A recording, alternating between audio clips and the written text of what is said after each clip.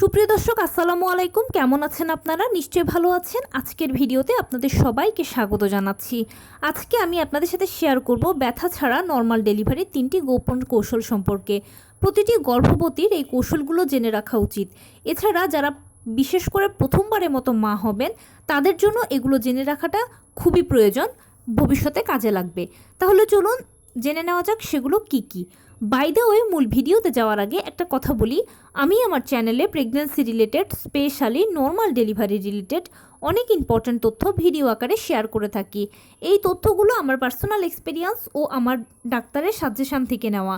তাই আমার চ্যানেলটিকে যদি একবার আপনারা ভিজিট করেন তাহলে আপনারা আপনাদের প্রশ্নাতীত মনের অনেক প্রশ্নের উত্তর পেয়ে যেতে পারেন।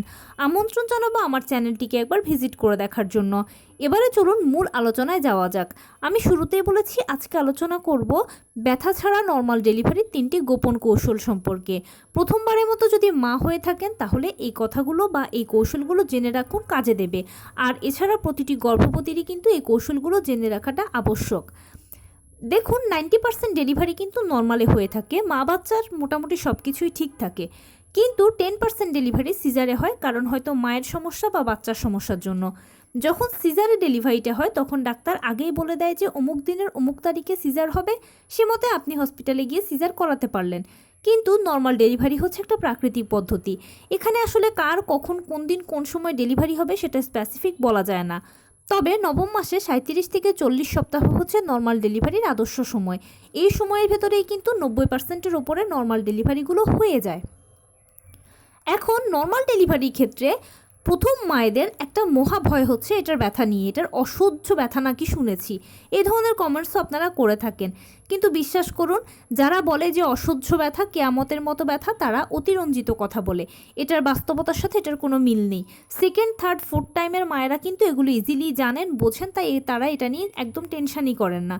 কিন্তু ফার্স্ট টাইমের মায়েরা এটা নিয়ে খুব বেশি টেনশন করেন। কিন্তু বিশ্বাস করুন, আমার কথায় ভরসা রাখুন, নর্মাল ডেলিভারির যে ব্যথাটা, এটা একেবারেই কোনো ব্যথাই নয়। এটা হচ্ছে জাস্ট আপনার ও বাচ্চার মধ্যে ডেলিভারির দূরত্ব মাত্র। আর এটা খুব সুন্দর মিষ্টি মিষ্টি একটা অনুভূতি। এখানে একটানা কখনোই ব্যথাটা হয় না, ব্যথাটা কিছুক্ষণ পরপর আসে। কারো কারো ক্ষেত্রে 10 মিনিট পরপর আসে, কারো কারো ক্ষেত্রে 15 মিনিট পরপর আসে, কারো কারো ক্ষেত্রে আবার আধা ঘন্টা পরপর আসে। ধরুন আপনার 7টার সময় পেইনটা শুরু হলো, জাস্ট কয়েক সেকেন্ড থাকবে, এরপর চলে গিয়ে আপনি ওঠা, বসা, হাঁটা, চলা, ফোনে কথা বলা, হসপিটাল ব্যাগ গুছানো, প্রতিবেশী সবার সাথে দেখা করা, সব কিছু করতে পারবেন। আবার হয়তো 15 মিনিট পরে পেইন আসলো, কয়েক সেকেন্ড থাকলো, আবার চলে গেল। এভাবে করেই পেইনটা প্রথম থেকে শেষ পর্যন্ত থাকে। আর এটা অনেক মিষ্টি একটা অনুভূতি, সহ্য করার মতো অনুভূতি। বিশ্বাস করুন, আপনি যখন পরিস্থিতিতে যাবেন বা সময়তে যাবেন তখনই এটার আপনি আমার কথার সাথে মিল পাবেন। আর যারা এই ধরনের কথা বলে যে এই ব্যথাটা তো অসহ্য, কেয়ামতের মতো অবস্থা, এটাকে এক কান দিয়ে ঢোকাবেন এক কান দিয়ে বের করবেন, এগুলো কানেই তুলবেন না, এগুলো হচ্ছে অবাস্তব কথা, অতিরঞ্জিত কথা। এবারে আসুন, ব্যথা ছাড়া আপনার নর্মাল ডেলিভারি হওয়ার জন্য কিন্তু কিছু টিপস রয়েছে বা কিছু কৌশল রয়েছে, যেগুলো যদি আপনি অ্যাপ্লাই করেন বা জেনে রাখেন এবং সময় মতো যদি অ্যাপ্লাই করেন তাহলে ইনশাল্লাহ আপনার ব্যথাটা কিন্তু অনেক কম হবে, গ্যারান্টি দিচ্ছি। এটার মধ্যে প্রথম কাজটি হচ্ছে আপনার নিয়মিত হাঁটাচলা করতে হবে, টুকটাক কায়িক শ্রম করতে হবে এবং সেই সাথে লো কমেটটা ব্যবহার করতে হবে। আপনি একেবারে নিয়ম করে, এখন আপনি যে মাসের গর্ভবতী বা যত সপ্তাহের গর্ভবতী আছেন না কেন, ভিডিওটা শুনছেন না কেন বা দেখছেন না কেন, একদম নিয়ম করে এখন থেকে প্রতিদিন আপনি সকালবেলা ঘুম থেকে উঠে 30 মিনিট হাঁটাচলা করবেন, কিছুক্ষণ বাটারফ্লাই স্টাইলে বসে থাকবেন, দুপুরবেলা খাবারে পরেও 30 মিনিট হাঁটাচলা করবেন, কিছুক্ষণ বাটারফ্লাই স্টাইলে বসে থাকবেন, রাতের বেলা খাবারে পরেও 30 মিনিট হাঁটাচলা করবেন, কিছুক্ষণ বাটারফ্লাই স্টাইলে বসে থাকবেন। যদি আপনার 30 মিনিট করে হাঁটতে চলতে কষ্ট হয় তাহলে আপনি 15 মিনিট করে হাঁটুন, তাতেও কষ্ট হলে 7-8 মিনিট করে হাঁটুন। মোট কথা, আপনি আপনার মতো করে একটা সময় সুযোগ তৈরি করে নিন যে এই সময় আপনি হাঁটাচলা করলেই হবে। আপনার সুবিধা মতো, সুযোগ মতো, শরীরের ভালো লাগা মতো আপনি হাঁটাচলাটা করলেই হবে। স্পেসিফিক এখানে কোনো ধরাবাঁধা নিয়ম নেই। আর আপনি যেরকমই হোক না কেন, কর্মজীবী বা গৃহিণী, নিয়মিত টুকটাক কায়িক শ্রম করবেন, সব কিছুর মাঝে যেন কায়িক শ্রমটা থাকে সেটা নিশ্চিত করবেন। আর অবশ্যই লো কমেটটা ব্যবহার করবেন। লো কমেট ব্যবহার করতে কিন্তু কষ্ট হয়, বিশেষ করে 7ম, 8ম, 9ম মাসের দিকে, তবুও কষ্ট করে এই কষ্টটা আপনাকে সহ্য করতে হবে। এর ফলে যে উপকারটা হবে, আপনার বডিটা একটা এক্সারসাইজের ওপর দিয়ে যাবে। আর যে বডিটা নিয়মিত ব্যায়ামের ওপর দিয়ে যায়, সে বডিটার কাছে ব্যথা বলতে কিছুই নেই। সেই বডিটা ইজিলি যে কোনো ব্যথাকে সহ্য করে নিতে পারে, মানিয়ে নিতে পারে। এতে আপনার ব্যথা অনেক কম হবে। উদাহরণ যদি দেই আমি, যারা নিয়মিত রান্নাবান্নার কাজ করে তাদের কাছে রান্নাটা কত সহজ, আর যিনি হঠাৎ করে একদিন রান্নাঘরে ঢুকলেন, তার কাছে মনে হবে আমাকে কি বিশাল কাজের সমুদ্র এনে ফেলে দিয়েছে, আমি তো কিছুই বুঝতে পারছি না, কোথায় হাতা আছে, কোথায় খুন্তি আছে, কোথায় কি আছে, কিভাবে কি করব। ব্যাপারটা এরকম নয়। ঠিক নর্মাল ডেলিভারির ক্ষেত্রেও বিষয়টা একই রকম। আপনি যদি নিয়মিত হাঁটাচলা করেন তাহলে আপনার বডি যে ব্যথা বা যে পেইনটা আপনার হবে সেটাকে ইজিলি মানিয়ে নিতে পারবে, আর আপনার কোনো কষ্ট হবে না, ব্যথা খুব কমই হবে।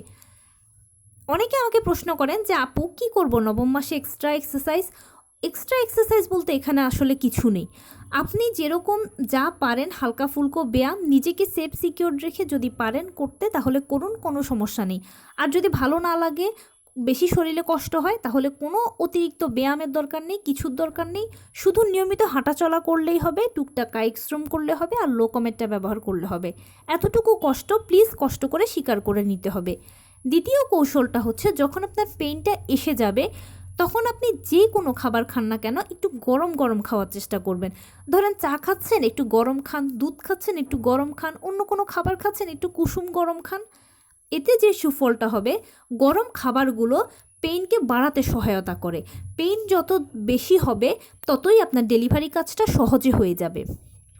তৃতীয় যে কৌশলটা অ্যাপ্লাই করবেন সেটা হচ্ছে, যখনই দেখছেন যে আপনার পেইনটা বাড়ছে, মানে পেইন তো প্রথমে হালকা হবে, এরপরে মাঝারি হবে, এরপরে ভারী হবে। যখন দেখবেন যে হালকা থেকে আরেকটু মনে হচ্ছে যেন বেশি লাগছে বা তার থেকে একটু বেশি লাগছে, এরকম সময় পেইনটাকে নিচের দিকে রিলিজ করবেন, বা অলওয়েজই পেইনটাকে নিচের দিকে রিলিজ করবেন।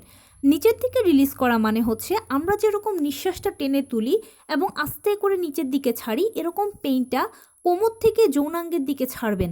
এতে কি হবে, আপনার পেইনের জন্যই জরায়ু মুখটা দ্রুত খুলবে, আর জরায়ু মুখ যত দ্রুত খুলবে তত দ্রুতই কিন্তু আপনার ডেলিভারি হয়ে যাবে, ব্যথা কম হবে।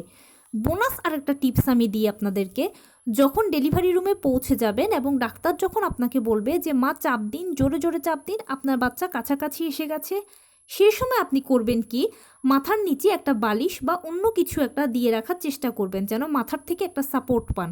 আর দুটো হাতকে কিছুর সাথে মুঠি করে ধরে রাখবেন, কিছু না পেলে নিজেই শক্ত করে মুঠি করে ধরবেন। এতে আপনি হাতের দিক থেকে একটা ভালো সাপোর্ট পাবেন। তখন আপনার মনে হবে যে পুরো বডিটাই সাপোর্ট দিচ্ছে চাপ দেওয়ার জন্য। আর জোরে জোরে এই অবস্থায় 2 বা 3টে চাপ দিতে পারলে আপনার বাচ্চা অনায়াসে বেরিয়ে চলে আসবে, আর আপনার ব্যথাও কমে যাবে, ডেলিভারি কাজটাও ভীষণ সহজে হয়ে যাবে। এই টিপসগুলো বা এই কৌশলগুলো 100% কার্যকরী কৌশল। এগুলো মনে রাখবেন এবং সময় মতো অ্যাপ্লাই করবেন, ইনশাল্লাহ দেখবেন আপনি সুফল পাবেন। তো এই ছিল আজকের ভিডিও। কেমন লাগলো বলুন?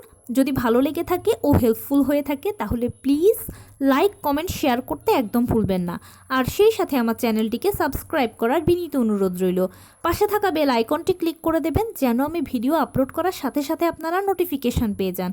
যদি কোনো প্রশ্ন থাকে কমেন্টসে জানাবেন, আমি রিপ্লাই দেব। প্লাস যদি কোনো পরামর্শ থাকে যে কোন বিষয়ের উপরে ভিডিও বানালে আপনারা উপকৃত হবেন, সেটাও জানাবেন। আমি আপনাদের পছন্দের সর্বোচ্চ প্রায়োরিটি দেব। ভালো থাকবেন, সুস্থ থাকবেন। আসসালামু আলাইকুম।